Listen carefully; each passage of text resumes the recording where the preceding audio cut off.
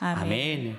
오늘부터 기도에 관한 메시지를 한 달 나눌 것입니다. 후반기의 시작이 7월이지만 사실상 7월과 8월은 여름이고 또 휴가 일정도 많고 해서 사실 무언가 새롭게 마음을 다지기는 쉽지 않은 시즌입니다. 그래서 학교도 새 학기를 9월부터 시작하죠. 저희 교회도 9월부터 후반기의 모든 일정이 시작됩니다. 이렇게 새로운 출발선에서 이 시점에 하나님께서 우리에게 요구하시는 것은 바로 기도입니다. 9월 한 달은 그래서 다른 무엇보다 기도에 집중하는 시기로 삼고자 합니다. 특별히 한 달 동안 교회가 함께 연합하여 기도하는 이 시간을 통해서 하나님은 반드시 우리 개인과 또 가정 또 교회적으로도 놀라운 은혜를 부어주실 줄 믿습니다. 하나님은요, 교회가 함께 기도를 선포하고 함께 연합하여 기도하는 걸 가장 좋아하십니다. 이때 하나님은 특별히 우리를 주목하여 볼 것이고 우리 기도를 통해 하나님만이 할 수 있는 놀라운 기적과 은혜를 베풀어 주실 것입니다. 그렇기 때문에 바라옵기는요, 기도하고자 할 때, 우리 함께 기도하자고 할 이때에 여러분이 이 은혜의 자리에서 소외되지 않기를 바랍니다. 나만 빠지지 않기를 바란다는 것이죠. 이번에 우리 목회자 수양회로 강릉을 다녀왔습니다. 여러분 아시는 것처럼 강릉이 지금 물 부족이 심각합니다. 긴급 재난사태까지 선포되었죠. 강릉은 어느 때보다 강수량이 많지 않은 것도 문제이지만 비가 조금 와도 물을 가두지 못하는 게 문제입니다. 속초를 아시죠? 속초도 강수량이 크게 차이가 없는데 물 부족이 이 정도로 심각하지 않습니다. 그 이유는 속초에는 하천 지하에, 하천 그 밑바닥에 물 저장고를 건설했습니다. 보통 물이 비가 와도 지표면으로 스며들어 버리거나 증발해 버리기 때문에 가뭄이 시작되죠. 근데 속초에는 하천 지하에 물 저장고를 마련해 두어서 최소 60만 톤 이상 엄청난 양의 물이 저장돼 있다고 합니다. 이처럼 하늘에서 비가 내려주는 것도 중요하지만 더 중요한 건 뭐냐? 아무리 비를 많이 내려주어도 그 비를 담아내지 못하면, 가두어 두지 못하면, 저수하지 못하면 가뭄과 기근에 늘 시달리는 인생이 될 수밖에 없습니다. 영적인 원리도 마찬가지입니다. 하나님께서 아무리 은혜를 많이 부어주셔도 내가 그것을 담아낼 그릇이 없으면 우리 인생은 늘 은혜가 메마른 채 살아갈 수밖에 없다는 사실입니다. 지난 2주간 은혜에 관해서 말씀을 나누었습니다. 하나님께서는 우리에게 항상 은혜를 베풀어 주신다. 자격 없는 우리에게 항상 최고의 선물을 주시는 분이 우리 하나님이십니다. 그런데 왜 많은 사람들이 그 은혜를 누리지 못하고 살고 있을까요? 지난 한 주만 한번 돌아보십시오. 그 은혜를 누리며 사셨습니까? 그 은혜의 풍성함을 따라 그렇게 사셨습니까? 아니면 메마른 채, 부족한 채, 하나님의 선물과 도우심을 경험하지 못한 채 내 힘으로 전전긍긍하며 사셨습니까? 그것은 하나님이 아무리 은혜를 부어주셔도 그것이 우리에게 은혜로 인식되지 못하기 때문입니다. 은혜가 바닥에서 줄줄 새버리거나 하늘로 금세 증발해버리는 거예요. 마치 강릉의 상황과 똑같습니다. 제가 왜 9월 한 달 동안 기도하기를 선포하느냐? 첫 번째는 하나님의 마음이고요. 두 번째는 하나님의 은혜를 담아내는 그것이 성도의 기도이기 때문에 기도해야지만 은혜가 진짜 은혜가 되는 것입니다. 은혜의 저수지이고 은혜의 수로 역할을 감당하는 것이 바로 성도의 기도가 되는 것입니다. 그래서 기도하지 않으면 절대로 하나님이 아무리 많은 걸 주셔도 그게 은혜로 여겨지지 않습니다. 한량없이 쏟아 부어주셔도 성도는요, 메마른 채 살아갈 수밖에 없어요. 그걸 고린도서 6장 1절은 이렇게 표현합니다. 1절 2절을 같이 읽어볼까요? 시작. 우리가 하나님과 함께 일하는 자로서 너희를 권하노니 하나님의 은혜를 헛되이 받지 말라. 이르시되 내가 은혜 베풀 때에 너희에게 듣고 구원의 날에 너를 보았다 하셨으니 보라 지금은 은혜 받을 만한 때요 보라 지금은 구원의 날이로다. 지금이 은혜가 쏟아지는 이때인데 하나님은 지금 바로 은혜 받을 만한 때라고 말씀하시는데 1절 말씀처럼 은혜를 헛되이 받는 사람이 있다는 거예요. 헛되이란 말은 키노스라는 헬라어인데 비어있다, 효과가 전혀 없다, 열매가 전혀 없다, 메말랐다는 의미입니다. 하나님의 은혜가 실제 내 삶에 실시간으로 쏟아 부어지고 있음에도 불구하고 그것이 내 인생에는 전혀 미치지 못하는 거예요. 전혀 열매가 없고 공허한 거예요. 하늘에서 비가 내려도 다 스며들어 버린 것과 똑같습니다. 하나님 지금 이 예배 시간도 마찬가지입니다. 우리에게 은혜를 부어주고 계십니다. 하지만 어떤 영혼의 심령에는요, 은혜가 조금 더 담아내지 못하고 있는 사람이 있는 반면 어떤 사람에는 은혜를 한량없이 지금 경험하고 있는 사람도 있다는 거예요. 그 차이가 기도에 있다는 거예요. 기도 생활에 있다는 거예요. 은혜를 누리느냐 누리지 못하느냐는 철저하게 기도 생활에 있습니다. 지난주 본문 말씀이었습니다. 자기 아들을 아끼지 아니하시고 우리를 위해, 모든 사람을 위해 내어주시니까 어찌 그 아들과 함께, 첫 번째는 아들을 주신다. 독생자 예수 그리스도, 그분이 가장 좋은 선물인데 예수님만 주시는 게 아닙니다. 아들과 함께 모든 것을 우리에게 주시지 않겠느냐. 예수님뿐만 아니라 하나님은 지금도 우리 인생 가운데에 은혜를 많이 부어주십니다. 의식주와 관련된 문제도 마찬가지고, 건강과 자녀에 관한 문제도 마찬가지고, 인생과 진로와 꿈에 관한 문제도 마찬가지고, 하나님은 모든 걸 선물로 은혜로 주시는데, 중요한 건 기도하지 않으면 그게 우리에게 은혜가 되지 못한다는 게 중요합니다. 아무리 부어주셔도 기도하지 않으면 그 하나님의 도움이 우리 인생까지 미치지 못한다는 거예요. 마치 값비싼 금은 보화가 어린 아이의, 그것의 가치를 모르는 어린 아이의 손에 들려있으면 그건 과자 한 봉지만도 못한 거 되는 겁니다. 여러분, 기도하는 사람은요, 예를 들면 식탁에 둘러앉은 자녀를 바라보면서 이런 고백이 나오겠죠. 하나님 감사합니다. 어떻게 나 같은 자에게 이렇게 아름다운 배우자를 주시고 이렇게 복스러운 자녀들을 허락하십니까? 다 하나님의 은혜입니다. 하나님의 은혜로 주신 것이 은혜로 여겨지게 되는 거예요. 기도하는 사람은 그렇습니다. 은혜를 가두어 두게 되는 겁니다. 근데 기도하지 않은 사람은요, 메마른 사람은 하나님의 은혜로 주신 것이 은혜로 보여지지 않습니다. 그래서 식탁의 자리에서 한숨을 푹푹 쉬면서, 하나님, 나는 그렇지 않았는데 왜 우리 애들은 이렇게 부모의 속을 썩입니까? 한숨이 나오는 거예요. 결국 기도하는 사람은요, 은혜가 은혜로 보이기 시작하지만 기도가 없는 인생은요, 아무리 은혜로 산처럼 쌓아주셔도 그게 은혜로 보이지 않는다는 거예요. 결국 기도하는 사람은요, 기도하지 않은 사람 그 행위밖에 보이지 않아요. 그가 어떻게 사는가, 그게 못마땅한 거죠. 다 못마땅해요. 하지만 기도하는 사람은요, 그 존재가 보입니다. 그 존재의 가치. 자녀가 비록 나에게 속을 썩이는 행동을 할지라도 그 존재의 가치, 그 자체가 은혜이고 놀라움이기 때문에 하나님께 그걸 고백할 수 있게 되는 거예요. 하지만 기도하지 않으면 그게 보이지 않는다는 거예요. 기도하면 그제서야 은혜가 은혜로 인식되기 시작한다는 거예요. 그때부터 은혜의 열매를 맺게 되는 겁니다. 하지만 기도하지 않으면 자녀뿐만 아닙니다. 나를 둘러싼 모든 환경이 은혜로 보이지 않습니다. 은혜를 망각한 채 살게 되고 어떤 열매도 없는 인생이 돼요. 이건 엄청난 대조입니다. 마치 강수량은 비슷한데, 그럼에도 불구하고 어떤 지역은 샤워도 하고 물도 넉넉히 마시는데 어떤 지역은 메말라서 단수가 되고 사용이 제한되고 그렇게 기근에 허덕이게 되는 거예요. 우리 믿음의 많은 가정도 마찬가지입니다.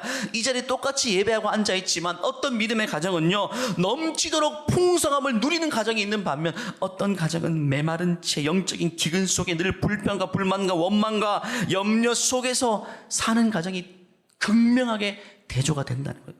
어떤 차이가 있는가? 기도의 유무에 있다는 사실입니다. 여러분은 전자에 속하십니까? 여러분 후자에 속하십니까? 이번에 기도의 타이틀을 Just Pray, Just Run 이라고 했습니다.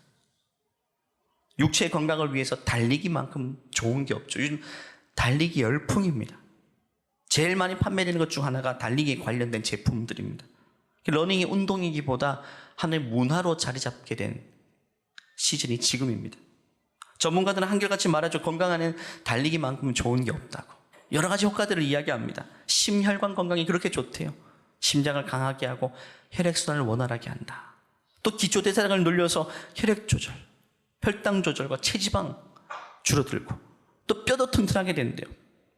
또 정신 건강이 좋대요. 달리면 엔돌핀이 분비되어서 불안을 줄여주기도 하고 스트레스가 감소되고 뇌가 혈류로 또 증가로 기억력, 또 집중력, 암기력 모든 게 다 좋아진대요. 또 깊이 잠들 수 있대요. 실제로 지금 꾸준히 러닝하고 있는 분들은 최근에 굉장히 건강해지셨어요. 한 6개월만 하시는 분 보면 체형이 달라지셨고 생기가 있으세요. 우리 방송 실장님이신 안영준 실장님도 새벽 1부 끝나고 2부 사이에 양천공원을 정기적으로 떼고 계신데 굉장히 건강이 좋아지셨어요. 기도도 마찬가지라는 거예요. 달리기를 꾸준히 하면 몸이 이처럼 건강해지고 활력을 얻게 되는 것처럼 기도도 마찬가지라는 거예요. 기도를 꾸준히 하게 되면 영적인 활력을 얻게 됩니다. 영혼이 살아나기 때문에. 주위를 보십시오. 교회에서 기도 생활을 잘하는 분들이 보면 은혜의 활력이 있어요. 그게 형편이 좋아서 막 활력이 있는 게 아닙니다. 다 똑같이 어려움 가운데 있어도 기도 생활이 뒷받침하고 있기 때문에 영적으로 건강하다는 거예요. 영적으로 풍성함을 누리기 때문에 활력이 있어 보이는 거예요. 생기가 있어 보이는 거예요. 기도를 영혼의 호흡이라고 하죠. 육체의 달리기가 육체의 호흡을 통해 폐활량을 늘려주는 것처럼 영혼의 호흡인 기도 생활이 영적인 폐활량을 건강하게 해주는 거예요.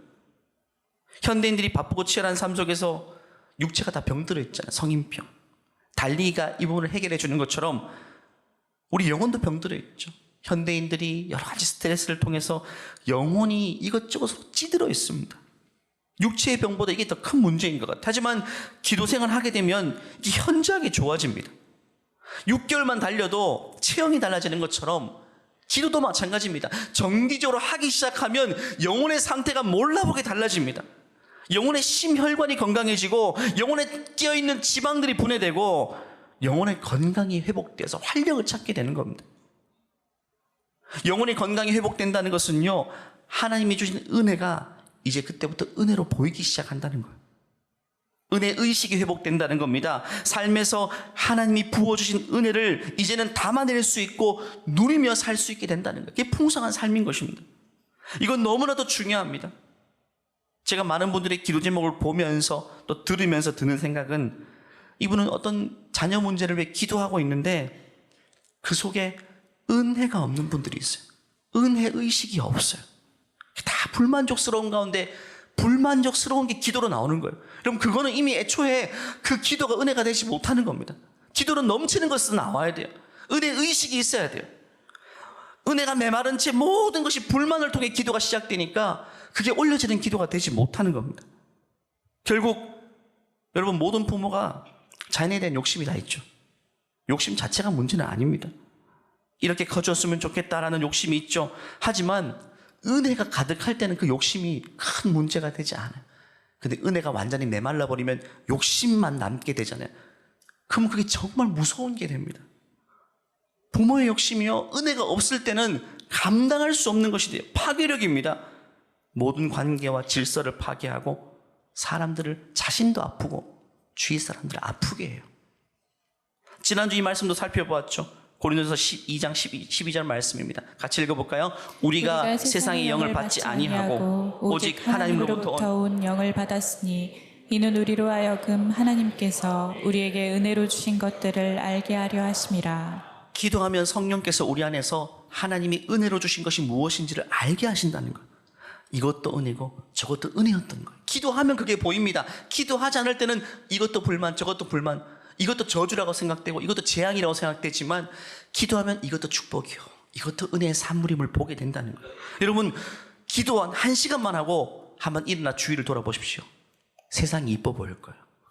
기도 1시간만 하고 배우자를 대해보십시오. 사랑스러워 보일 거예요. 달라진다니까요.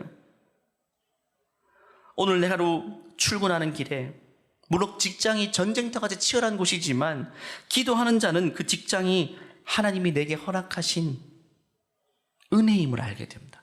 하나님 감사합니다. 일할 수 있는 곳을 주셔서 감사합니다. 은혜로 인식하며 출근하는 사람과 하나님 겨우 이겁니까? 내가 왜 이런 곳에서 일해야 됩니까? 라고 원망과 불평으로 시작하는 사람, 열매가 다른 겁니다. 열매가. 은혜로 인식하면 여러분, 인간관계에도 은혜가 흐르게 돼요. 은혜의 속성이 사랑과 용서와 이해 아닙니까? 인간관계 속에서 은혜가 있는 사람은 그 은혜의 속성들이 윤활유처럼 관계 속에 흐르게 됩니다.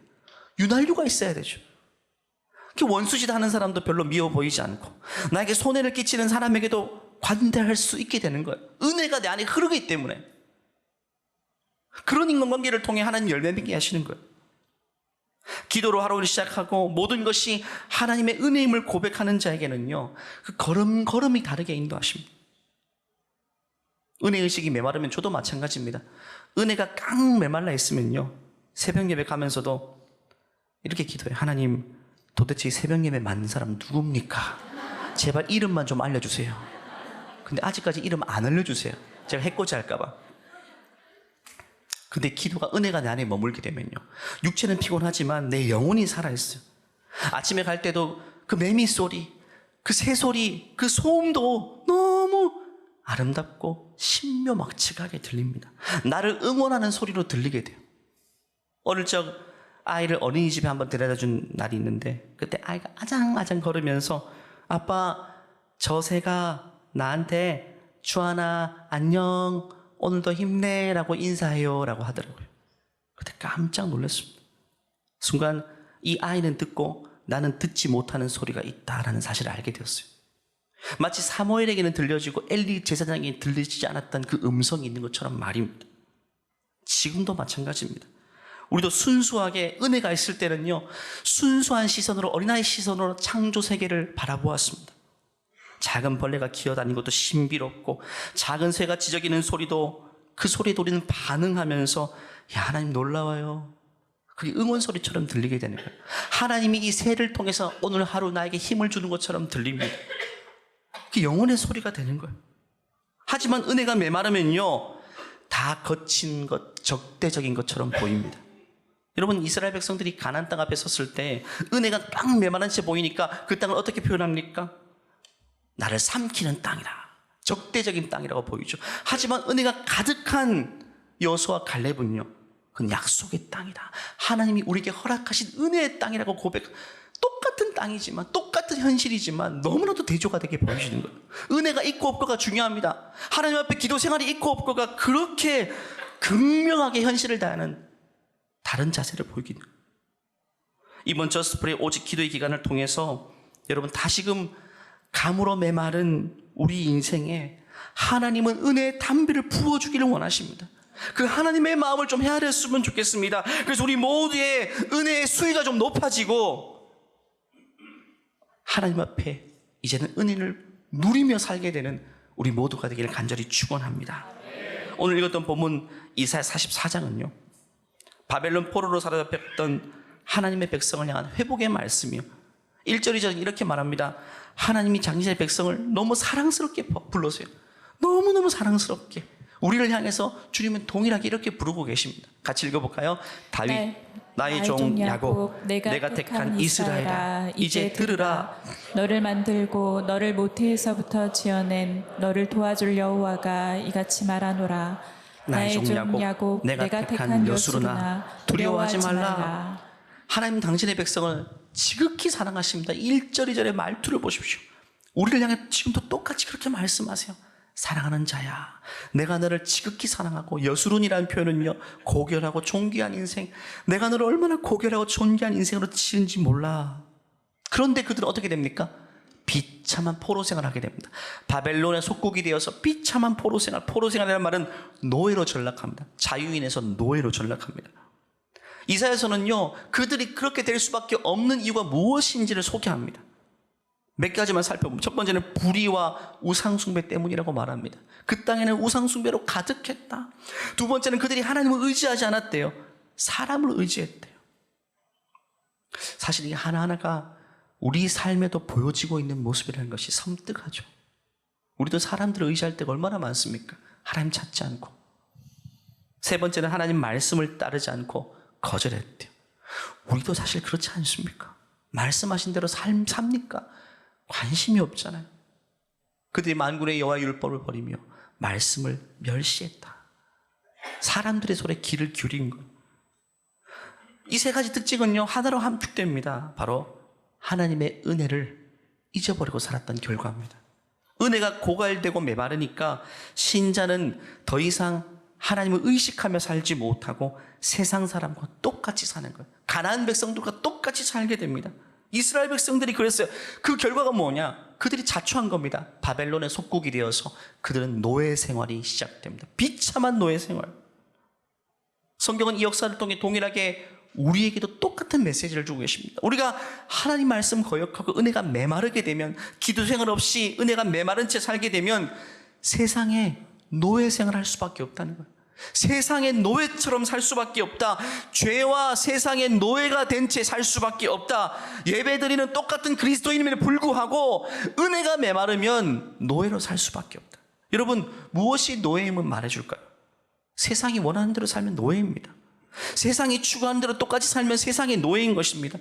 많은 걸 소유하고 안정된 걸 추구하고 사람들의 부러움을 한 몸에 사는 그런 인생을 꿈꾸고 있다면 그건 노예인 것입니다. 왜? 세상이 추구하는 것이 그것이기 때문에.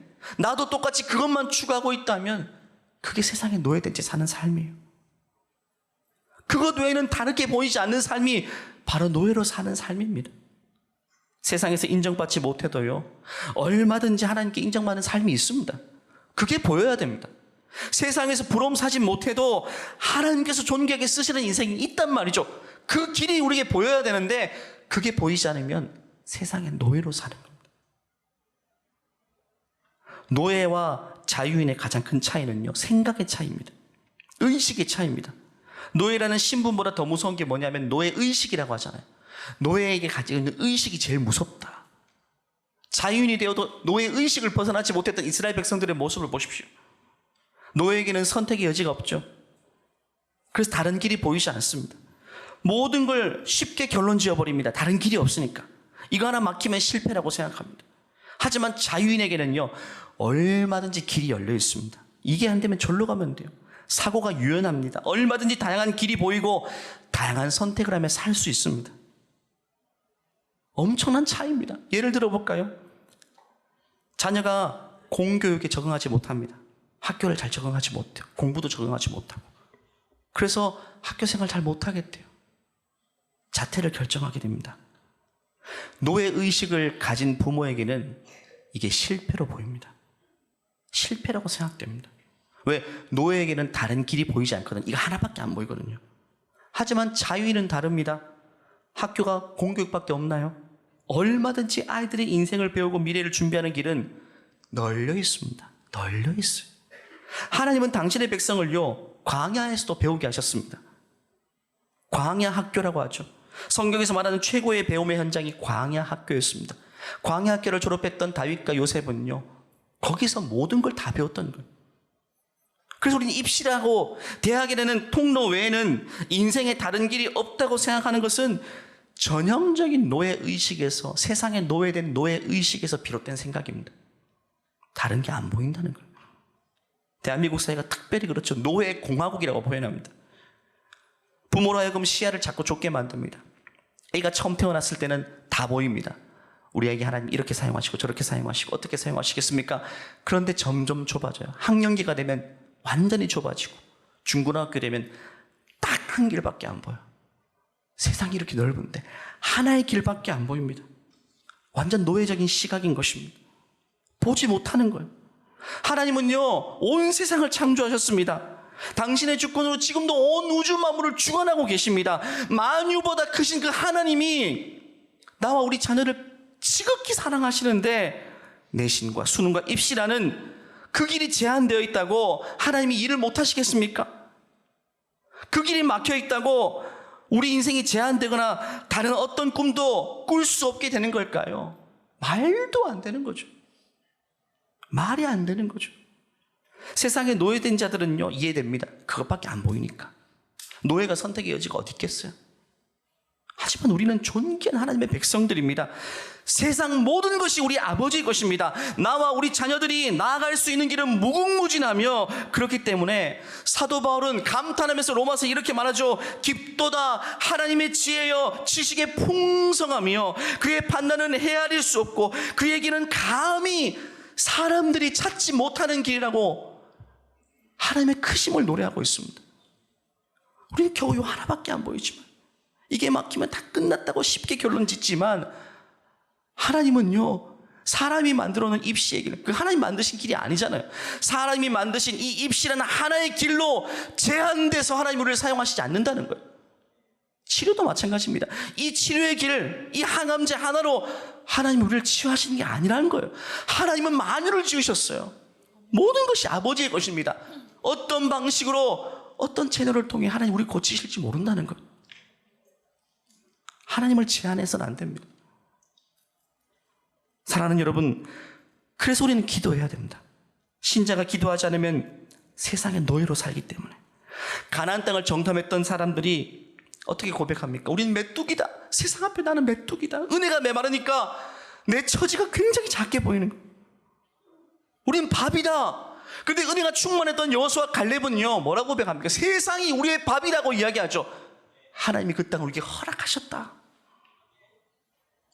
여러분, 노예가 제일 무서운 게 뭐냐면요, 노예가 자녀를 낳으면 그 자녀도 노예가 되거든요. 대물림입니다. 제일 무섭습니다. 우리만 비참해지는 게 아니에요. 내가 노예 의식을 가지고 살면 나만 비참해지는 게 아니에요. 우리 자녀도 선택의 여지가 없이 노예 의식을 가지고 사는 겁니다. 우리 부모가 그 의식을 가지고 살면 자녀도 선택의 여지가 없어요. 벗어나지 못해요. 그 의식 가운데 세상을 살아갑니다.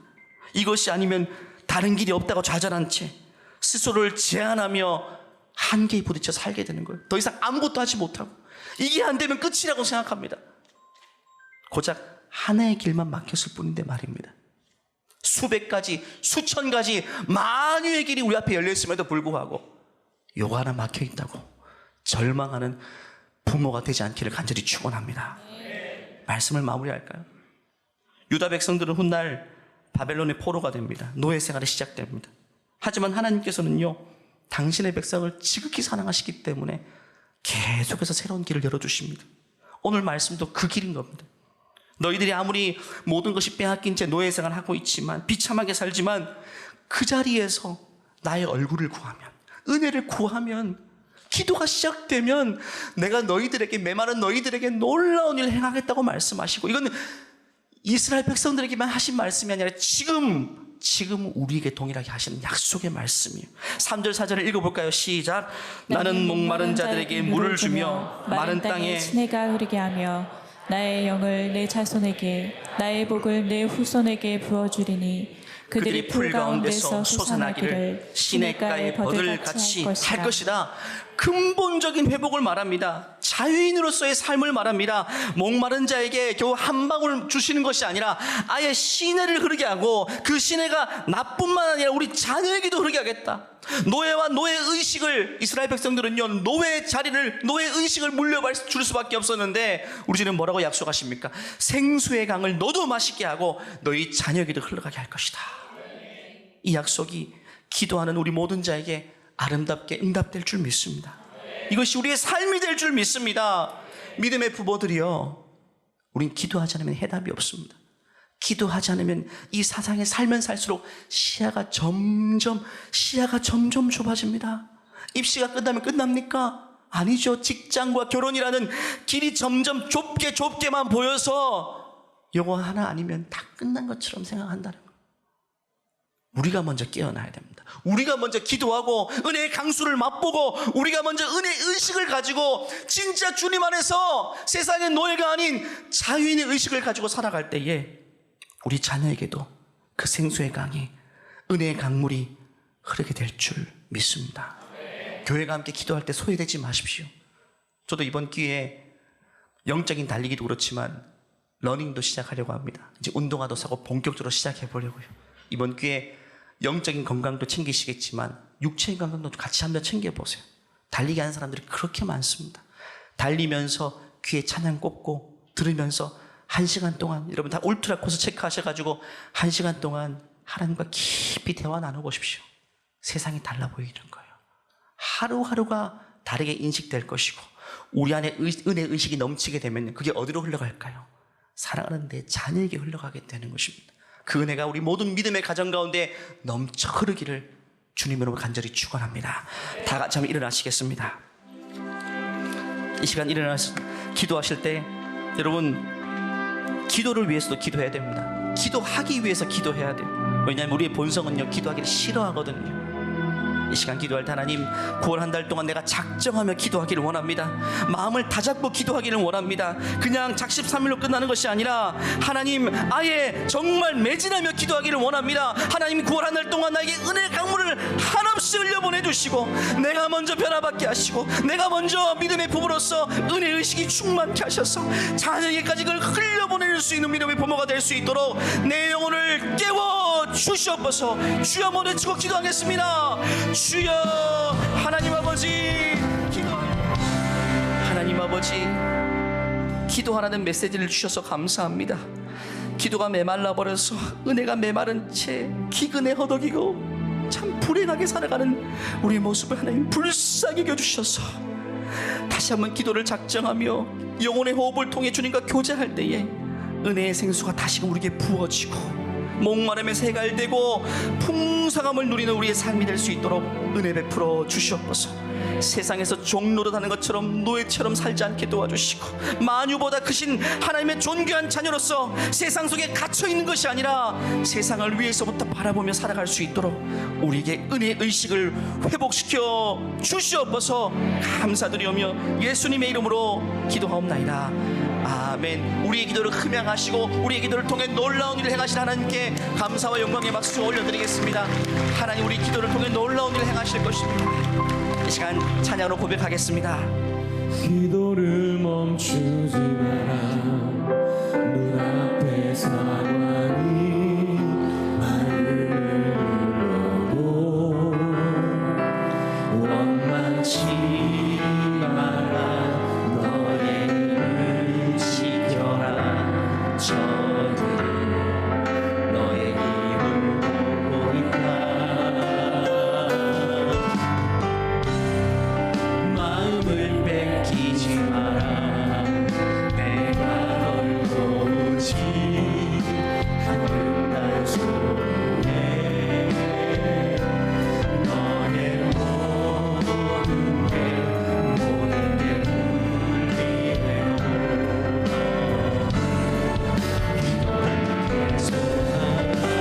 주님에게 말씀하십니다. 기도를 멈추지 마라. 내가 너의 그 모든 상황을 바로 역전. 주님 우리에게 약속하십니다. 너 기도를 멈추지 말라. 기도를 멈추지 마라.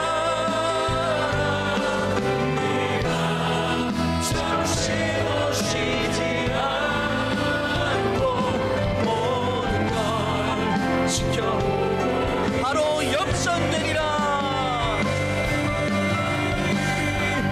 바로 역전되리라.